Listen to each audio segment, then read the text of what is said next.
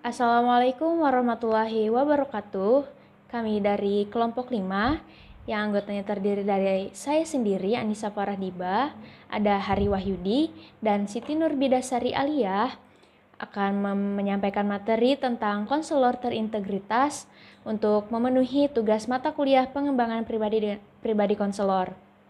Berikut yang akan kami jelaskan dalam video ini. Materi pertama yaitu pengertian kepribadian. Kualitas pribadi konselor merupakan faktor yang sangat penting dalam konseling. Beberapa hasil penelitian menunjukkan bahwa kualitas pribadi konselor menjadi faktor penentu bagi pencapaian konseling yang efektif. Pengertian kepribadian dari salah satu ahli, yaitu menurut Gordon W. Allport, yaitu kepribadian adalah suatu organisasi yang dinamis dari sistem psikofisik individu yang menentukan tingkah laku dan pemikiran individu secara khas. Terjadinya interaksi psikofisik mengarahkan tingkah laku manusia. Maksud dinamis pada pengertian tersebut adalah perilaku mungkin saja berubah-ubah melalui proses pembelajaran atau melalui pengalaman-pengalaman, reward, punishment, pendidikan, dan sebagainya. Yaitu yang kedua ada menurut Departemen Kesehatan, yaitu tahun 1992, mengatakan bahwa kepribadian adalah semua corak perilaku dan kebiasaan individu yang terhimpun dalam dirinya dan digunakan untuk bereaksi secara menyesuaikan diri terhadap segala rangsangan, baik dari luar maupun dari dalam. Corak perilaku yang kebiasaan ini merupakan kesatuan fungsional yang khas pada seseorang. Perkembangan kepribadian tersebut bersifat dinamis. Artinya, selama individu masih bertambah pengetahuannya dan mau belajar serta menambah pengalaman dan keterampilan, mereka akan semakin matang dan mantap kepribadiannya. Pembahasan yang berikutnya yaitu ada pengertian integritas. Integritas adalah sebuah konsep konsistensi tindakan, nilai-nilai, metode, langkah-langkah, prinsip, harapan, dan hasil. Dalam etika, integritas dianggap sebagai kejujuran dan kebenaran yang merupakan kata kerja atau akurasi dari tindakan seseorang. Menurut Kamus Besar Bahasa Indonesia, pengertian integritas adalah mutu, sifat, dan keadaan yang menggambarkan kesatuan yang utuh, sehingga memiliki potensi dan kemampuan memancarkan kewibawaan dan kejujuran. Kata integritas sendiri berasal dari kata sifat Latin yaitu integer, atau yang artinya utuh dan lengkap. Dalam konteks ini, integritas adalah rasa batin atau keutuhan yang berasal dari kualitas seperti kejujuran dan konsistensi karakter. Dengan demikian, seseorang dapat menghakimi bahwa orang lain memiliki integritas sejauh bahwa mereka bertindak sesuai dengan nilai dan prinsip keyakinan mereka yang mereka yakini. Assalamualaikum warahmatullahi wabarakatuh. Perkenalkan, nama saya Hari Wahyudi dengan NIM 19101233100005. Di sini saya akan menjelaskan tentang karakteristik konselor berintegritas. Yang pertama, memiliki sikap yang toleran. Masalah-masalah seperti stres yang dimiliki oleh konselinya hendaknya mampu konselor atasi dengan baik, dan ia memiliki kemampuan untuk menghadapi hal-hal yang kurang menentu tersebut tanpa terganggu profesinya dan aspek kehidupan pribadinya. Dan yang kedua ada mengantisipasi berbagai tekanan yang menimpa dalam dirinya. Sebagai seorang yang memiliki keutuhan atau integritas kepribadian yang kuat, wajar bila seorang konselor mampu melakukan antisipasi terhadap tekanan-tekanan yang menimpa diri konselor sendiri.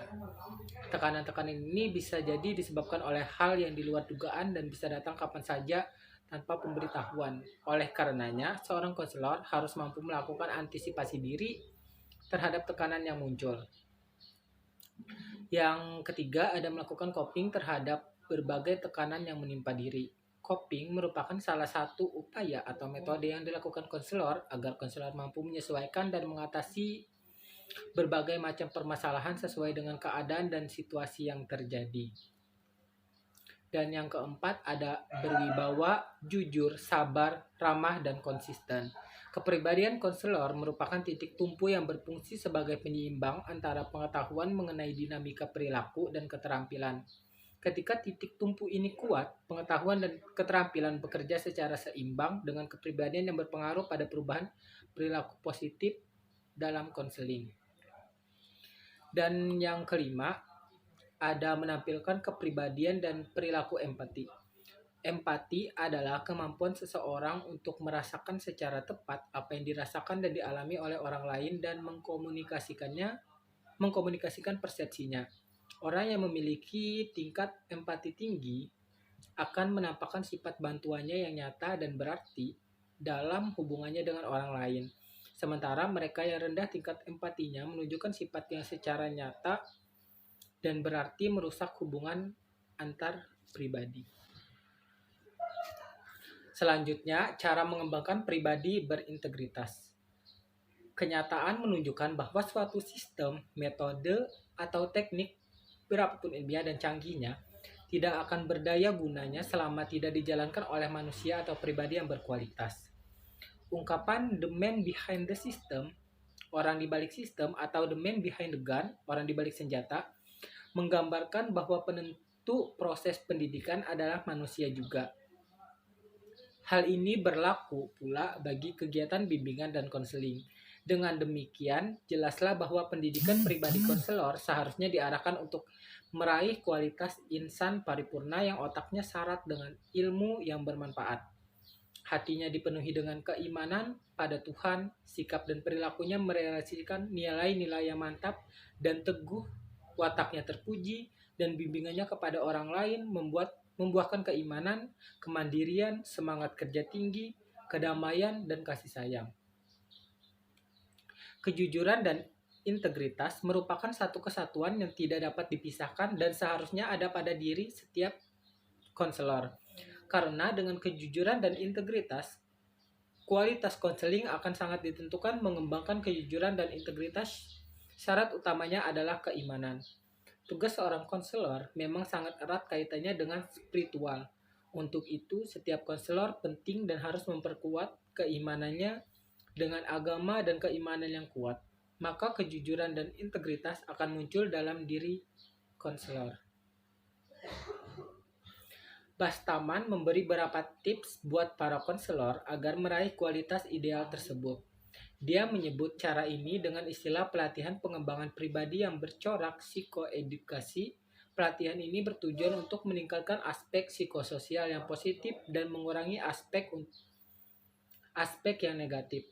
Dengan model pelatihan ini, para konselor diharapkan dapat lebih sadar diri, mampu menyesuaikan diri, menemukan arti dan tujuan hidupnya, serta menyadari serta menghayati intensitas ibadah.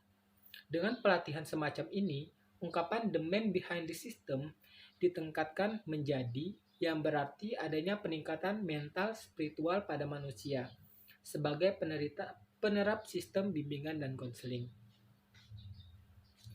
Cara lain untuk meningkatkan kualitas pribadi dalam rangkai mencapai citra konselor ideal adalah dengan pelatihan disiplin diri yang lebih berorientasi spiritual religius, yakni membenahi kehidupan pribadi sesuai tuntutan agama syariat. Salah satu bentuknya adalah mengintensifkan dan meningkatkan kualitas ibadah, misalnya dalam hal zikir dan sholat.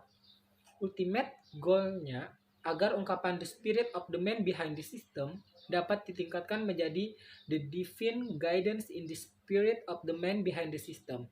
Artinya, dengan meningkatkan kedekatan kepada Allah, sang konselor akan mendapat bimbingannya dalam membimbing para kliennya. Mungkin itu saja dari saya. Selanjutnya akan dilanjutkan oleh teman saya. Terima kasih. Wassalamualaikum warahmatullahi wabarakatuh. Assalamualaikum warahmatullahi wabarakatuh. Perkenalkan, nama saya Siti Nurbidasari Aliyah. Di sini saya akan melanjutkan presentasi dari teman saya sebelumnya. Nah, di bagian ini, di bagian E, ada pentingnya konselor berkepribadian berintegritas, di mana kualitas pribadi konselor merupakan faktor yang sangat penting nih dalam konseling. Beberapa hasil penelitian menunjukkan bahwa kualitas pribadi konselor menjadi faktor penentu bagi pencapaian konseling yang efektif. Di samping faktor pengetahuan tentang dinamika perilaku dan keterampilan terapeutik atau konseling. Nah, namun dalam kenyataan di lapangan tidak sedikit pula nih para siswa yang tidak mau datang ke ruangan bimbingan dan konseling. Bukan karena guru pembimbingnya yang kurang keilmuannya dalam pembimbing atau bimbingan, tetapi karena mereka memiliki kesan yang bahwa pembimbing tersebut bersifat judes atau kurang ramah, seperti suasana yang tidak bersahabat. Kurang lebih seperti itu. Nah, di sini sikap jujur harus dimiliki seorang konselor dalam menjalankan tugasnya atau dalam proses konseling. Yang dimaksud jujur di sini adalah bahwa konselor itu bersikap transparan atau terbuka, autentik dan asli. Sikap keterbukaan memungkinkan seorang konselor dan klien untuk menjalin hubungan psikologis yang lebih dekat satu sama lainnya dalam proses konseling. Nah, jika seorang konselor menutup atau menyembunyikan bagian-bagian dirinya terhadap klien, itu dapat menghalangi terjadinya relasi yang lebih dekat. Kedekatan hubungan psikologis sangat penting dalam konseling. Kenapa? Sebab dapat menimbulkan hubungan yang langsung dan terbuka antara konselor dengan klien. Apabila terjadi ketertutupan dalam konseling dapat menyebabkan merintangi perkembangan klien. Kejujuran memungkinkan konselor dapat memberikan umpan balik secara objektif kepada klien. Nah, selanjutnya di sini ada kesimpulan dari materi kami. Kesimpulannya adalah kepribadian adalah suatu organisasi yang dinamis dari sistem psikofisik individu yang menentukan tingkah laku dan pemikiran individu secara khas dan kebiasaan individu yang terhimpun dalam dirinya dan digunakan untuk bereaksi serta menyesuaikan diri terhadap segala rangsangan baik dari luar maupun dari dalam. Perkembangan kepribadian tersebut bersifat dinamis, artinya selama individu masih bertambah pengetahuannya dan mau belajar, serta menambah ilmu atau pengalaman, mereka akan semakin matang dan mantap kepribadiannya. Karakteristik konselor yang jujur dan berintegritas adalah memiliki sikap toleran, mengantisipasi berbagai tekanan, melakukan coping, berwibawa, jujur, sabar, ramah, dan konsisten, empati dan emosi yang stabil. Memperkuat agama dan keimanan ini juga merupakan cara yang paling ampuh nih dan tepat untuk menumbuhkan kejujuran dan integritas dalam diri. Karena kualitas pribadi konselor merupakan faktor yang sangat penting dalam sebuah konseling. Mungkin itu saja materi dari kami. Kurang lebihnya mohon maaf. Assalamualaikum warahmatullahi wabarakatuh.